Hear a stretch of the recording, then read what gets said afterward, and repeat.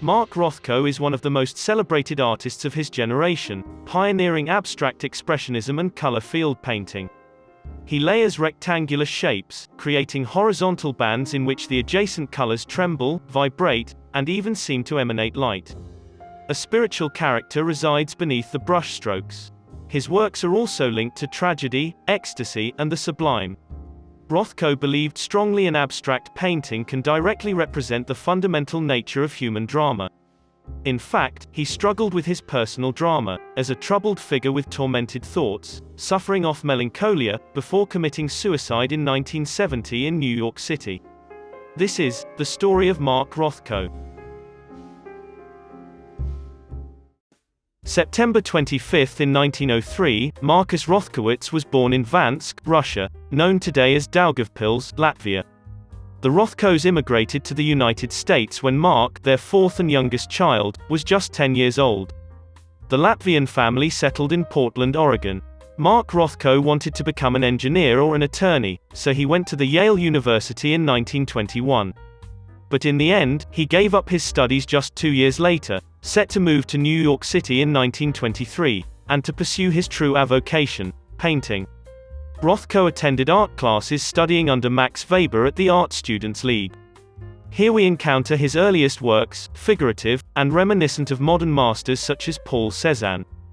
During the Roaring Twenties, Rothko met Milton Avery, a modernist painter occupied with depicting domestic subjects in a colorful yet simplified manner. Avery would have a great deal of influence on the young Mark Rothko.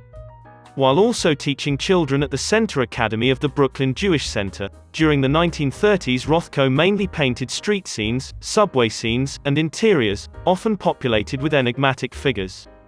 As a true modernist, he rejected conventional naturalistic representation, and emphasized on the emotional aspect of the subject. He would have his first solo shows in 1933, at the Museum of Art in Portland, Oregon, and the Contemporary Arts Gallery in New York. Rather than providing a realistic portrayal of city life, Rothko seems far more interested in conveying the perceptual experience of architectural space, using abstract compositional arrangements, to explore the relationship between the painting and its viewer, an element that would play a critical role in the artist's later works. The following decade, Rothko's works had a much stronger symbolic character.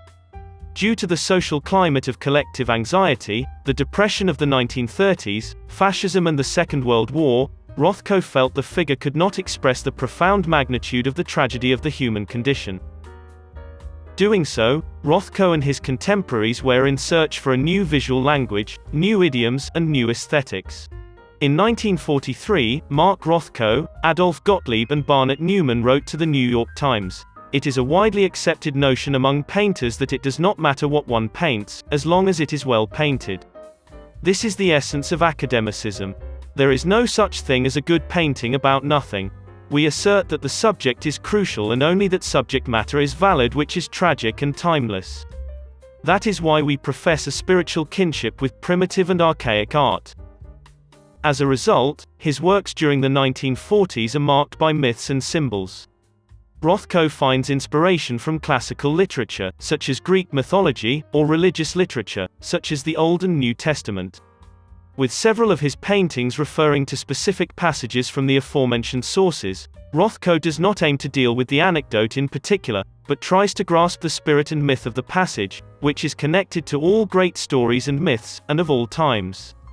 This universal and structural aspect is crucial when it comes to the understanding of Rothko's oeuvre, including his main body of abstract works. During this period, his perspective on the subject matter of his painting led to a stylistic change. Inspired by Surrealism, the Latvian-American artist loosened up his technique, letting in creative forces of the unconscious, resulting in a development towards a more abstract visual language. By manner of diluting his pigments and painting in very thin, overlapping glazes, he achieves a certain luminosity and vibrance in his works. The elements of Surrealism and myth have disappeared into his non-objective compositions, with horizontal bands, and indeterminate shapes. Here, Rothko's career reaches a crucial turning point. From 1947 up to 1949, Rothko's paintings shifted into his characteristic color field paintings, which he would continue to paint until his passing in 1970. During this transition period, Rothko would first start to number his paintings instead of giving conventional titles. Further, the amount of floating rectangles would be reduced up to 2, 3 or 4, resulting in his characteristic format we know today. Also, the American abstract painter started to refuse to explain the meaning of his works. Why? Because silence is so accurate.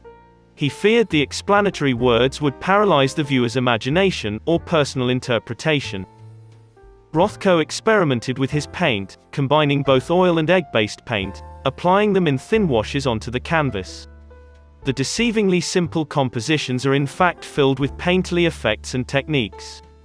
The large scale of his canvases was not a result of a quest for monumentality, but for intimacy and humanity.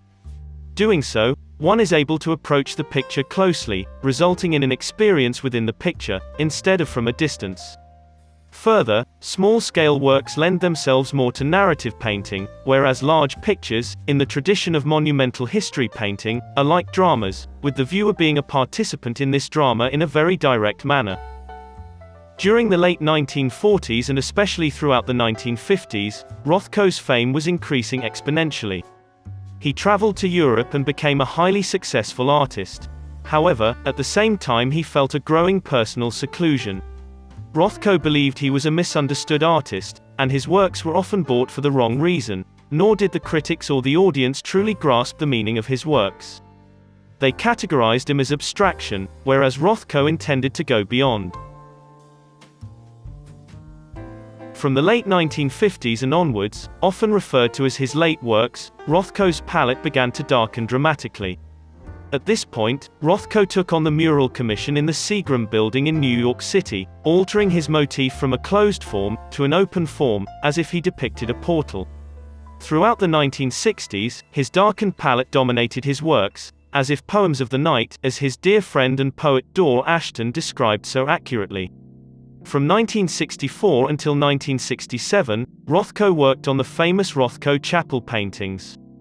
He turned away from the more radiant paintings of the previous decade, emphasizing on the perceptual subtlety of his works. The paintings in question evoke a sensation of enclosure, which lends to meditation, resulting in the strongly spiritual nature of the chapel. According to Rothko's reading of Nietzsche, his works could be a representation of the opposition of the rational versus the emotional, in the abstract versus the primal. The impression of vast space results in the historical concept of the sublime, which can be described as an almost religious experience of limitless immensity. This is exactly what Rothko's works achieve. They create their own sacrosanct environment, going beyond abstraction, and beyond painting, and even beyond life. In 1968, Rothko was diagnosed with an aortic aneurysm. The abstract artist was a problematic drinker and smoked heavily. He was even forced to stop painting these monumental works due to his health problems. His bad health, impotence, nervousness and restless character, culminated in the end of his relationship. Rothko and his wife Mel went their own way on New Year's Day in 1969.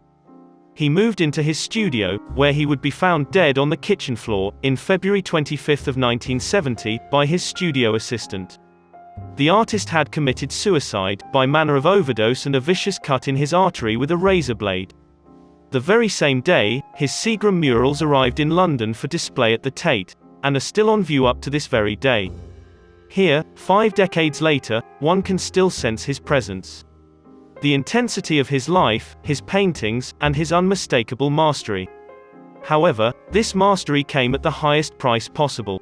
The drama of the human condition he was trying to capture for all those years had caught up with the Latvian-American artist, as he passed away on his studio floor.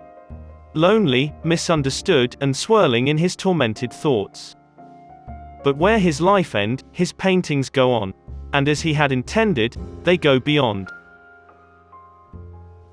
This was the story of Mark Rothko.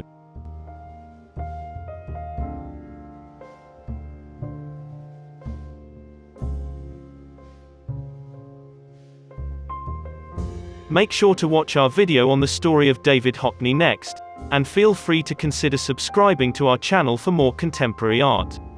See you soon.